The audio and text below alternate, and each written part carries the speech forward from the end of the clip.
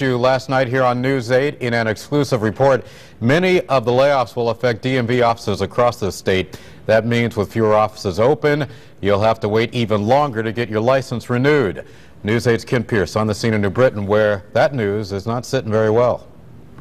For most people, going to the DMV is not a whole lot of fun, and this news is not going to make things any better for you. The state is looking to close 8 DMV locations to save money in the budget. This one in New Britain's one of them.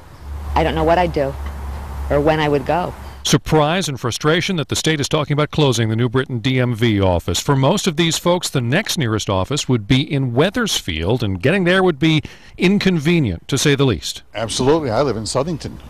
Okay. So going to Wethersfield for you would be a real hassle. In a word, yeah, that's mild. Motor vehicles are a pain in the neck to go to anyway. But to go even farther? I'm very unhappy. I mean, it's very difficult for me the hours that the DMV has to go to Wethersfield to take care of my business. This is very convenient. I don't think they should close it. I don't think they should lay off any state workers. It's busy enough as it is, and it's an inconvenience for people to have to go to Wethersfield. And it's not just New Britain. The state plan would close the large full-service offices in Danbury, Enfield, Old Saybrook, Putnam, and here in New Britain. It would also shut down the smaller photo license renewal offices in Middletown, Derby, and Milford. A quick look here in Old Saybrook shows a steady stream of people coming and going all day, but the state needs to fill a big hole in the budget, and the governor says 6,500 state workers will get pink slips.